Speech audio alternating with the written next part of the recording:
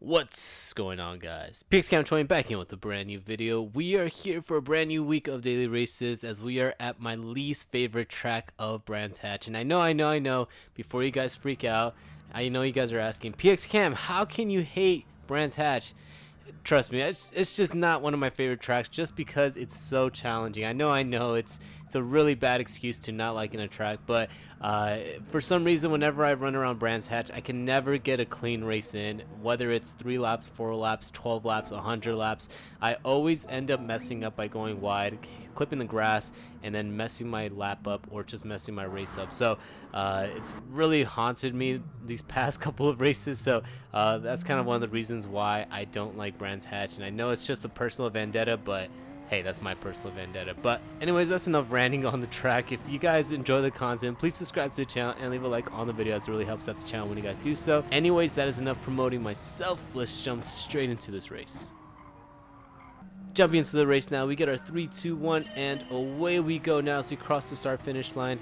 Starting on the pole for this race, we did get a pole with a 122.6, but I'm trying to increase that lap to a 122.1 or 122 flat, as finding that 6/10 has been very difficult as we go into Druids for the first time.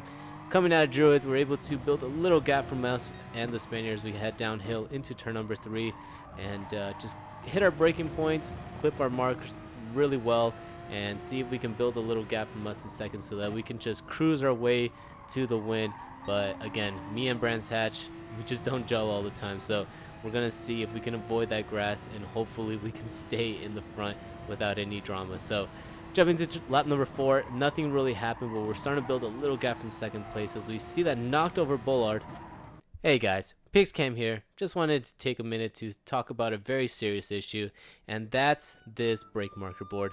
Poor brake marker board always gets knocked down every single race, and I can't tell you guys how important this brake marker board is. So if we could just get a moment of silence for this brake marker board, I'd be very appreciative.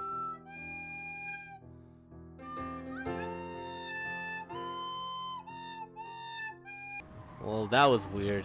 Anyways, jumping out of turn number 8, we're starting to build a little more of a gap to the Spaniards. We have now increased the gap from about 7/10 to about a whole entire second. But as we jump into lap number 5, heading into the final couple of corners, we are actually starting to see the Spaniard catch up to us ever so slightly, as he was able to break down the gap from 1.1 seconds down to about 0.8 seconds. So things are starting to get a little bit interesting here as the tires are starting to fade away. We were given the mediums and the hard compounds, but the hard compounds are the required tires on this racetrack.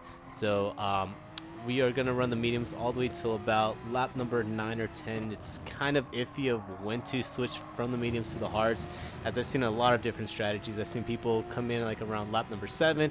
I've seen people go all the way to lap number 12 and pit on the final lap, switch off to the hards. So I guess it just depends on the car and how much you abuse those tires, also how much of a gap you can get from the car behind, as if the car behind does do an undercut, they can easily make up about half a second. So just kind of, you know, play it by ear, see where you're at on the racetrack when it comes down to the pit stop for this race, and you should be all right here, as again, the second place driver is closing the gap here, as we are now down to 6/10 of a second as we head into turn number 7.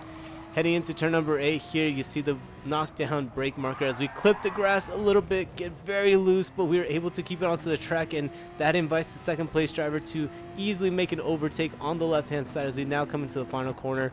The Peugeot is able to get around us here as we are now trying to hold off into the inside, see if we can get around the Spaniard going into turn number 1 as we now cross the start finish line, head into lap number 7 as we're staying on the slipstream, shift it onto the inside, take a little peek onto the inside of turn number 1, but he's able to hold it together as he goes a little bit wide, but so do we.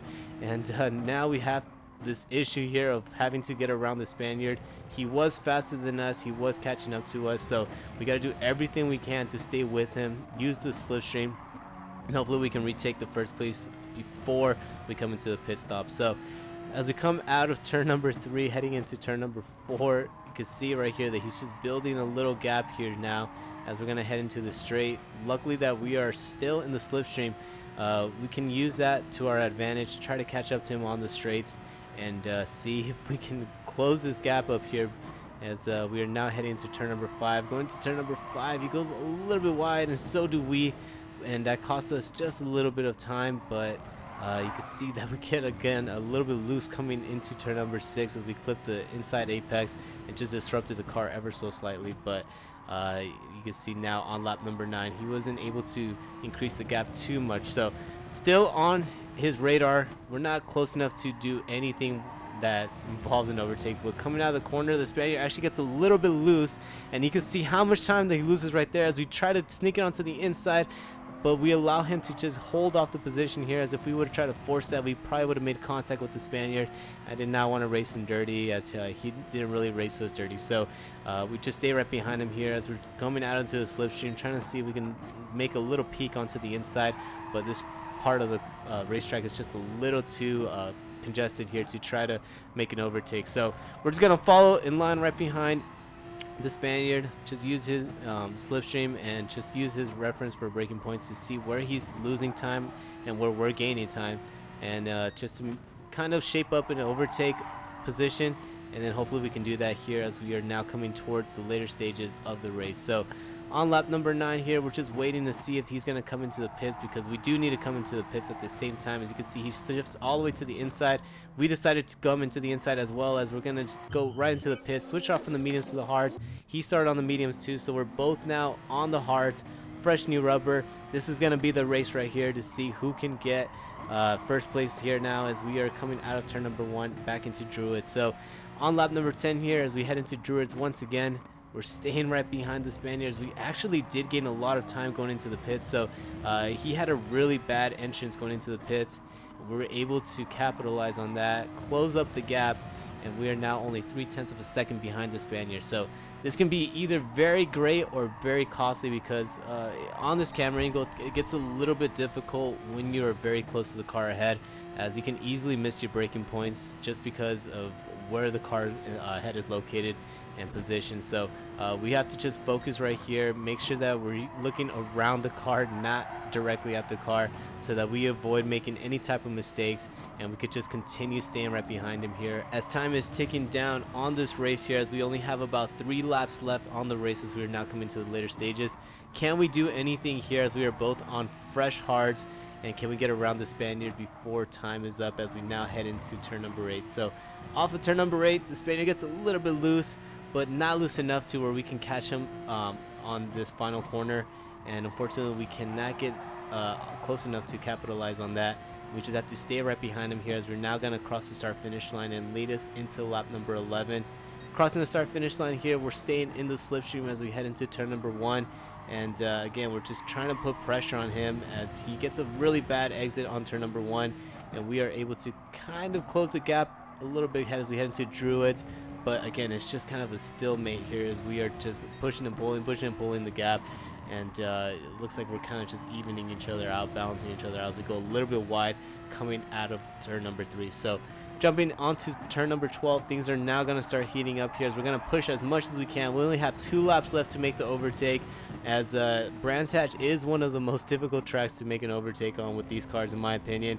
It's just not a lot of overtaking zones that you can completely make the pass, as it's a lot of fast, well, not fast, but medium speed corners, except for maybe 1 or 2 spots on this racetrack. But we're staying right behind him here as we head into the left-hander, take a really tight exit here, and that actually is going to help us, as we are now on the slipstream. He gets a bad exit compared to us, and look at how much time we're gaining on him now as we're heading down the straight leading us into turn number 5, heading to the fast right-hander.